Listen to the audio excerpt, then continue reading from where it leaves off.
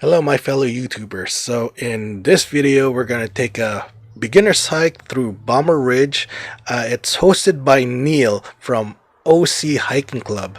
So if you live in SoCal like I do and you like to hike and be outdoors, I highly recommend that you join up in this meetup group. If you're new to hiking like I am, they will guide you, they will teach you, and like I said, I highly suggest that you join this group if you're into outdoors or just hiking or just looking to socialize.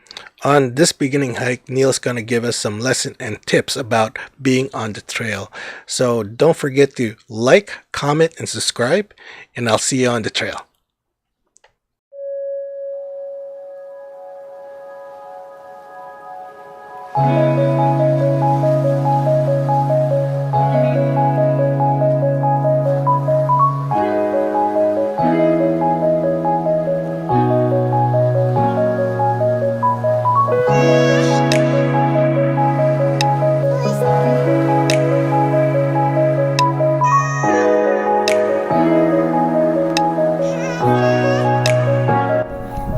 I see people, like I saw walking up here, I saw a lady with a headset in, and she was actually talking on the phone. And, you know, that's not like music. A lot of times people put in two earphones and listen to music as they go down the trail. Not really a great idea, because you can't hear, like that little bell, you hear the guy coming, suddenly it's like, oh, you just get startled. You know, if you're going to insist on using a headphone set and listen to music, pull one earphone out or put them on really low, so you can still hear. But even say, I'd go with the one of them out, you know, so you can at least hear them.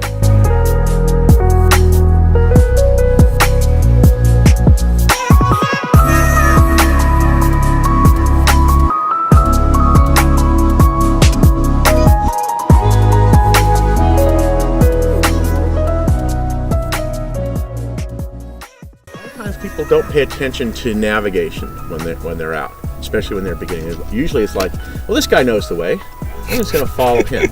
And I actually saw that with really bad results on a hike in Big Bear a long time ago. I thought, oh, nobody knows how to navigate. And as soon as I said to them, well, this is not the trail we took, but this trail leads back to where we started, people literally ran off, never having been on that trail before, and no maps and no inkling. I'm going, no. Yeah, so now I start talking about navigation. So when you're out on a trail, occasionally stop, look behind you, and look around.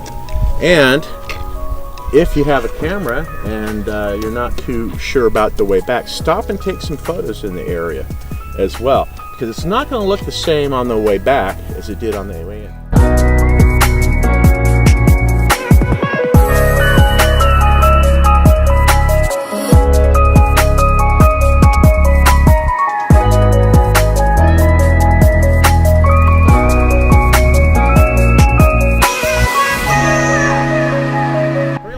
Signage is not very good in a lot of places, so you're going to have to get used to that.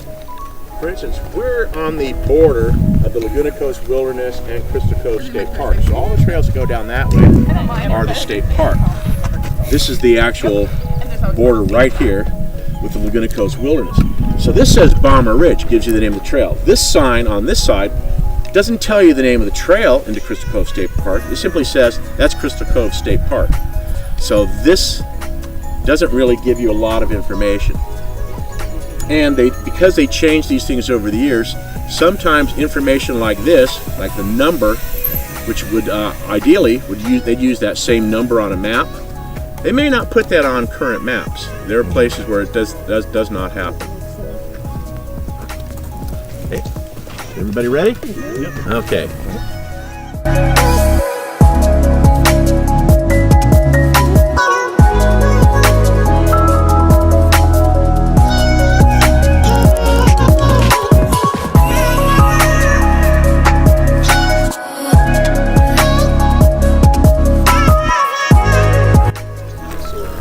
So one of the things you want to do is be able to, you know, change layers pretty quickly if you get hot. So I like these.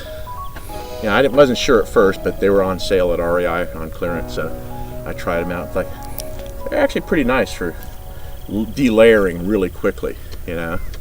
And also, a lot of people don't realize this, for the people that wear the convertible hiking pants, if you're getting warm, but you don't want to stop and take them off, you can actually vent them.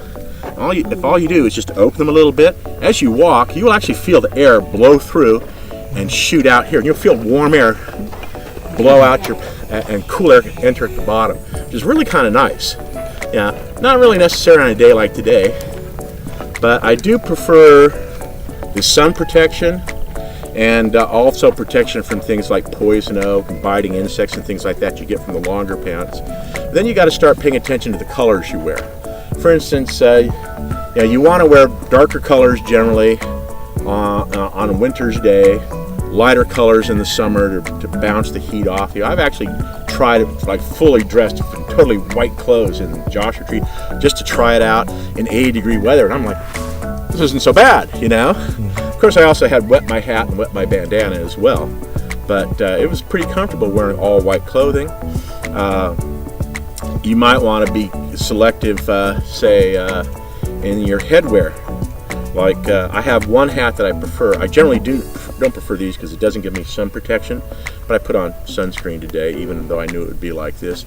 But I have a hat that I like that wicks really well for the warmer weather. But when I was doing the Grand Canyon this year in February, well, we knew we were going to be in for storms, so I actually had a waterproof wide brim hat that I don't normally wear because it's hot. Well, that was not a problem in February in the Grand Canyon, but it was nice to have this waterproof hat.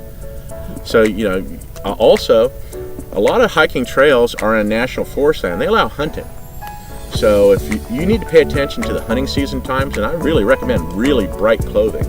Actually, it's not a bad idea to wear, if not have bright clothing, have a couple of bright items. Like I carry a bright orange bandana in here. Have something that you can have that's bright so you can be seen if such an occasion arises where you need assistance. And even just be seen by the hunters. If you know you're in an area where there are hunters, put on a bright cap, at least bright shirt maybe. Tie the bandana to your pack, just so you're more visible. Not a bad thing.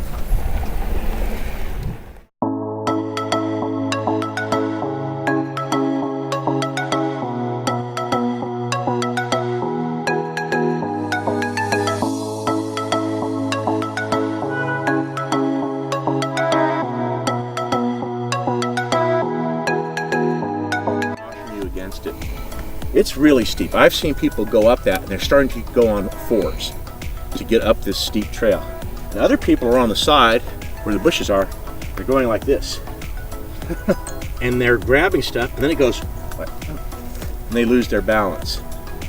This is not a great thing to hold on to. Pretty much anywhere, However, having said that, if the trails are wet and muddy and it's slippery, and that can happen. I was just, last Tuesday I was hiking in Wood Canyon up Mathis Trail and it started to rain on us. And at one stretch, there's a high clay content in the soil here. It's not like you're going to slide all the way down the mountain, but we would step and you get a layer of stuff on your boot about 1 inch thick. And then the next step, you'd slide a little bit. So you were losing traction with each step.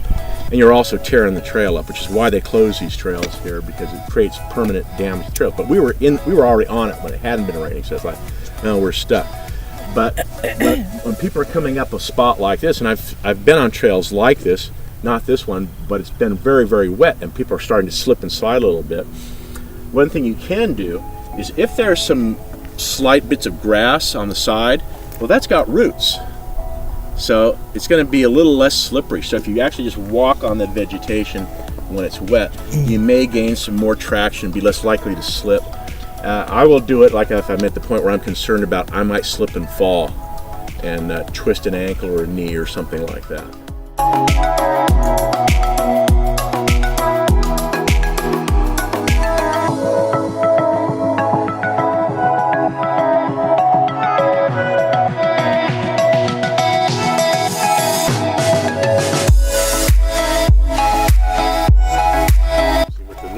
Because the spur was a side track off from the main track that usually rejoined the main track.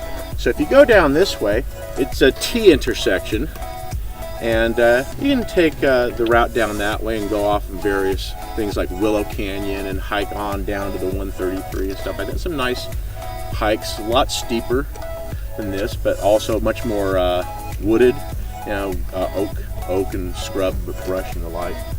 But if you turn right, you just end up back on Bommer Ridge again. So we're going to stay on Bommer Ridge, though. However, I wouldn't count on it for every time. Let's say generally a spur trail is going to lead you back.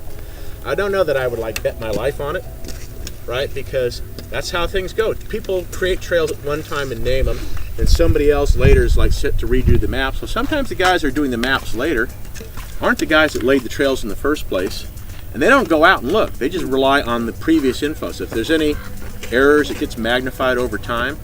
I've gone out to Red Rock Canyon State Park here in California, State Park in California, and I picked up a map at the ranger station, then went out on the trails. None of the road signs matched the names on the map. None.